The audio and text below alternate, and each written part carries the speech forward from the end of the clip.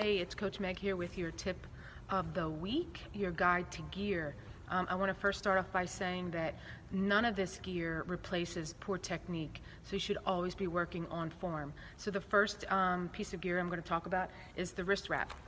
We have wrist wraps here at the gym.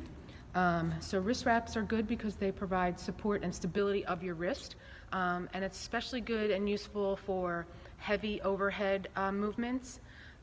Also high repetition movements with the wrist, and some people also like to use wrist wraps for handstand push-ups and handstand walks.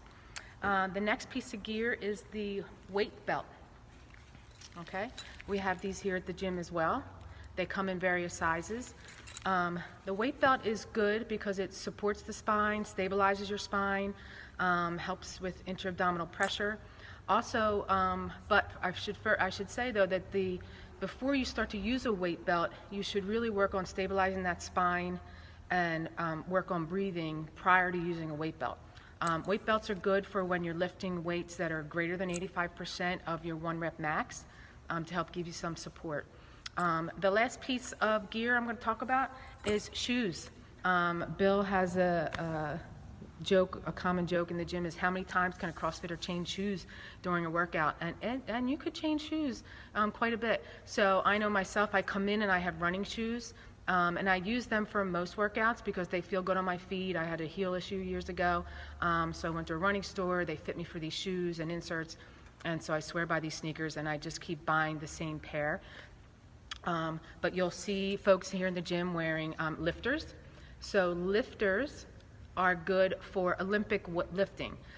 They are stiff, they don't bend, they provide stability and increased range of motion for your ankle.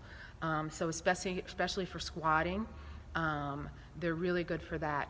So if you are a person that is here at CrossFit and you want to really focus on getting better at your Olympic lifting, then you may want to invest in a pair of CrossFit, pair of trainers. Or Olympic lifters, I should say. So they can be expensive, but right now at this time of the year, you can find a good sale on lifters. Nike makes them, Reebok makes them, Adidas makes them.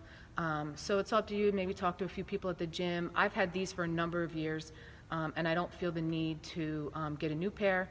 They do me just fine. You don't wear them outside, you don't run in them, so they really don't wear out much. I know Bill probably has had his for a really long time. The next pair of shoes that you'll see people wear is a variation of a Reebok Nano. So I've worn these in the past. Right now I have these. You'll see people wearing Metcons, Nike Metcons, Noble trainers. It's really an athlete's preference, but what these are good for is they're good for some weightlifting because they are stable, but they're bendy. They're softer than the Olympic lifters. So you can jump in these, you can run short distances in these, and you can do various other Metcons in the gym when you're wearing these.